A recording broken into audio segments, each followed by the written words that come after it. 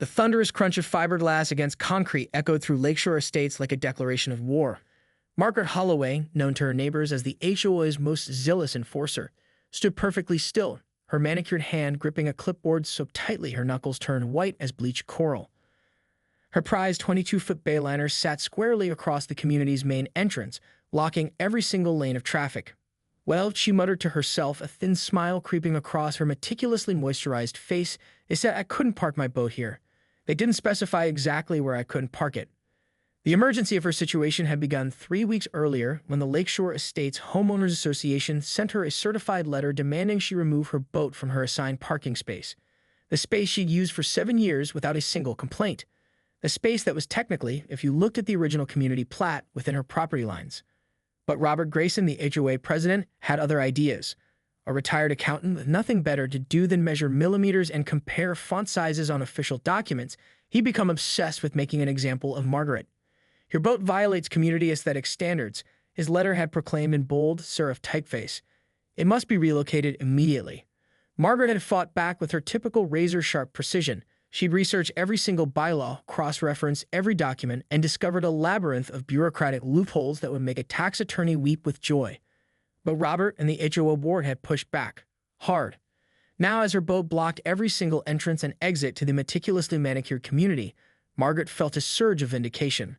Let them try to move her now. The first residents began to arrive, their faces a mixture of confusion and mounting anger. SUVs, luxury sedans, and electric vehicles all ground to a halt, their drivers staring in disbelief at the massive boat effectively transforming their pristine entrance into an impromptu marina. This, Margaret whispered to herself, is going to be interesting. Little did the residents of Lakeshore Estates know that Margaret Holloway was just getting started. And this was far from over. Her smartphone buzzed. It was Robert Grayson. "What?" he said, his voice trembling with barely contained rage. "You think you're doing?" Margaret's smile could have cut glass. "Exactly what you told me to do," she replied calmly. "Moving my boat." The first hour of Margaret's impromptu blockade passed like a masterfully choreographed performance of passive-aggressive warfare. Emergency vehicles began to arrive. First, a fire truck, its massive red body unable to squeeze through the narrow entrance.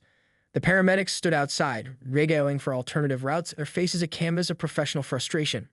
Margaret watched from her perfectly maintained front porch, sipping a precisely brewed cup of Earl Grey tea. Each passing minute was a small victory, another moment of bureaucratic resistance. Robert Grayson arrived within 2 hours, his silver Lexus rolling to a stop just inches from the boat's fiberglass hull. He was a thin man, all sharp angles and pressed cactus, the kind of person who ironed his underwear and color-coded his sock drawer. "This is a violation," he shouted, his face turning a remarkable shade of puce that would have impressed a medical textbook. "You cannot block emergency access. This is a health and safety hazard." Margaret didn't even look up from her tea. "Interesting," she said coolly, "that suddenly you're concerned about health and safety. Where was that concern when you tried to force me to remove my boat?" The backstory was years in the making. Margaret wasn't just any resident of Lakeshore Estates. She was a former corporate lawyer who had taken early retirement, bringing with her a ruthless efficiency and an encyclopedic knowledge of contractual minutiae. Her boat wasn't just a weekend toy, it was a symbol of her independence, a hard-won trophy from years of success. Robert had been gunning for her for months. It started with a complaint about her rose bushes being 2 inches taller than the community guidelines allowed. Then came the citations about her mailbox paint being a shade too dark. Each time, Margaret had fought back, using legal language so precise it made lawyers weep. But this boat dispute was different. This was personal.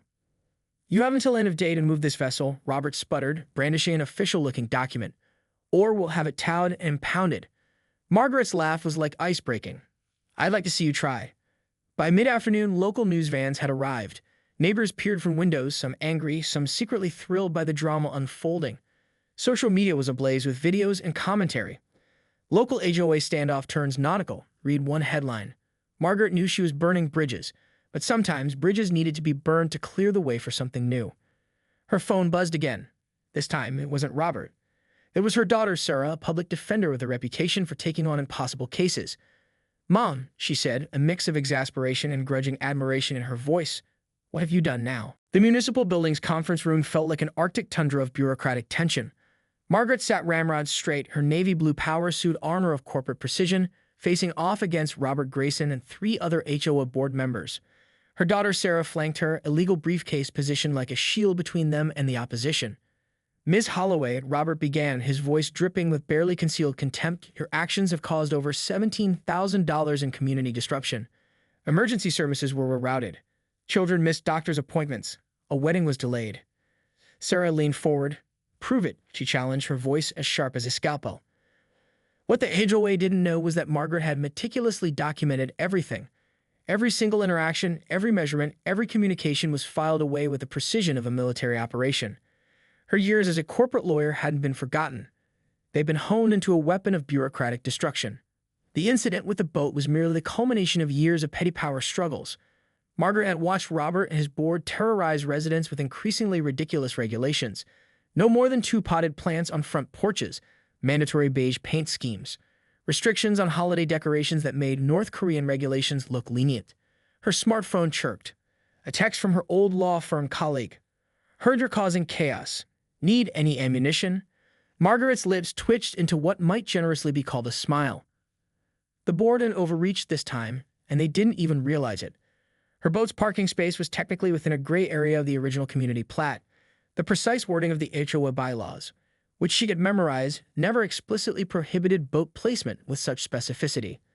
Let's discuss the actual bylaws, Sarah interjected, spreading out a series of documents that looked like they'd been through a forensic analysis. Specifically, Section 7, Paragraph 3, which outlines vehicle placement restrictions. Robert's face went from ruddy to pale, then back to an alarming shade of red. Margaret knew this wasn't just about a boat.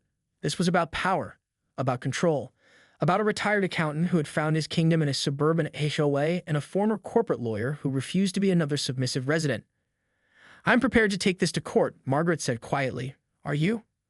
The silence that followed was more devastating than any verbal argument. Sarah squeezed her mother's hand. A rare moment of emotional vulnerability from a woman who typically communicated in legal briefs and strategic maneuvers. Outside the conference room window, a flock of geese flew in perfect V formation. Margaret couldn't help but see it as a metaphor, precision, strategy, and an absolutely ruthless commitment to the mission. The battle for Lakeshore Estates had only just begun. The internet had transformed Margaret's boat blockade into a viral sensation. Memes proliferated faster than HOA citations. Local residents who had suffered under Robert Grayson's tyrannical rule began showing up with lawn chairs, turning the block entrance into an impromptu protest zone. Old Mrs. Henderson from 2 streets over arrived with a thermos of homemade lemonade, her walker adorned with a handmade sign. Boat queen equals hero. Teenagers live-streamed the standoff. A retired engineer started a crowdfunding campaign to support Margaret's legal defense. This is beyond ridiculous, Robert muttered to his board members during an emergency meeting. The conference room looked more like a war room with satellite images of Margaret's property and color-coded strategy maps. But Margaret was 3 moves ahead. Her daughter Sarah had uncovered a series of financial irregularities in the HOA's accounting. Small discrepancies at first, a few $100s here, a questionable expense there. But as they dug deeper, the picture became more complex. Robert Grayson wasn't just a petty HOA president. He was running a miniature fiefdom with financial tendrils that reached deeper than anyone suspected. The boat was no longer just about parking. It was about exposing a system of corruption that had gone unchallenged for years. We need to break her, Robert told Martin Wells, the HOA's treasurer, by any means necessary. What they didn't know was that Margaret had already anticipated their move. Her years in corporate law had taught her one fundamental truth: always be prepared for the counterattack. A local news reporter approached her, microphone extended. Ms. Holloway, why are you really doing this? Margaret's smile was enigmatic. Sometimes, she said, you have to park a boat in the most unexpected place to show people what's really blocking their way. Behind her, the boat sat like a monument to resistance. Its fiberglass hull gleamed in the sunlight, a beacon of defiance against petty bureaucracy. Sarah watched her mother with a mixture of admiration and concern. Margaret had always been a force of nature, but this was something different. This was personal. The first legal summons arrived that afternoon, but Margaret wasn't worried. In fact, she was counting on it. Her phone rang. An unknown number. Mrs. Holloway. The voice was hushed, almost conspiratorial. I think you should know something about the HOA that nobody else does. The boat continued to block the entrance, a silent sentinel waiting for the next move in a game of bureaucratic chess that had only just begun. The mysterious phone call led Margaret to Miller's Diner, a chrome and vinyl relic tucked away in the least assuming corner of suburban sprawl. Her informant was Thomas Reynolds, a maintenance worker who had serviced Lakeshore Estates for over 2 decades. They'd been cooking the books for years, Thomas whispered, his weathered hands wrapped around a cooling cup of coffee. But it's more than just financial funny business. Robert Grayson and the board, they're sitting on something big. Sarah leaned forward, her legal mind already parsing the implications. Margaret remained utterly still, the way she used to during high-stakes corporate negotiations. Reynolds slid a manila envelope across the table. Inside were financial records, email printouts, and photographs that painted a disturbing picture. The HOA wasn't just mismanaging funds, they were actively profiting from a complex scheme involving property assessments, selective maintenance contracts, and what looked suspiciously like systematic harassment of homeowners who didn't conform. "Why tell us?" Margaret asked, her voice a controlled knife's edge. Thomas's eyes hardened. "My sister was forced out of her home 3 years ago. Same tactics they're using against you. Nitpicking, constant citations, manufactured violations. The boat blockade wasn't just a personal vendetta anymore. It had become a full-scale investigation. Back at Lakeshore Estates, the community was fracturing. Some residents supported Margaret, seeing her as a hero standing up to bureaucratic tyranny. Others, mostly those close to the board or benefiting from the current system, wanted her gone. Social media had turned the boat into a symbol of resistance. Hashtag boat blockade trended locally. Memes compared Margaret to various folk heroes, Robin Hood, Rosa Parks, a suburban Che Guevara with a nautical twist. Robert Grayson was unraveling.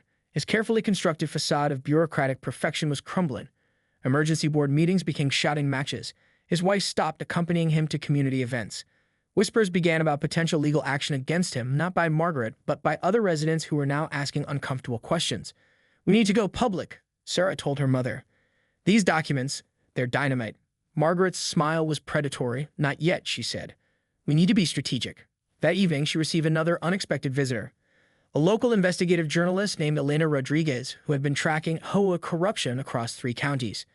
"Ms. Holloway," Elena said, her eyes burning with professional intensity, "I think you might be the key to something much bigger than a boat parking dispute." The boat continued to sit at the community entrance, no longer just an obstruction, but a beacon. A symbol of resistance against a system that had grown too comfortable in its own corruption. Something was about to break, and Margaret Holloway was going to make sure it shattered completely. The county courthouse felt like a battlefield, with Margaret Holloway as its most unlikely general. Weeks of investigation had culminated in this moment, a hearing that was supposed to be about a simple boat parking violation, but had transformed into an expose of systemic corruption. Elena Rodriguez's investigative report had blown the lid off the HOA's operations. Financial trails revealed kickbacks, inflated maintenance contracts, and a systematic approach to forcing out homeowners who didn't conform to Robert Grayson's vision of suburban perfection. Robert sat at the defendant's table, his once crisp demeanor now a crumpled mess of desperation. Martin Wells, the HOA treasurer, had already cut a deal with prosecutors, turning state's evidence in exchange for leniency. The boat was never the real issue, Margaret told the packed courtroom, her voice steady and clear. The real violation was the systematic abuse of power that has plagued this community for years. Sarah had masterfully constructed the legal argument. What had started as a personal dispute had become a class-action lawsuit representing dozens of homeowners who had been systematically harassed, fined, and in some cases, forced out of their homes. The judge, a no-nonsense woman with steel-gray hair and eyes that had seen every bureaucratic trick imaginable, listened intently. "Ms. Holloway," she said, "you realize this began with a boat parked in the wrong place." Margaret's smile was razor-sharp. "Sometimes," she replied, "the most significant changes start in the most unexpected locations."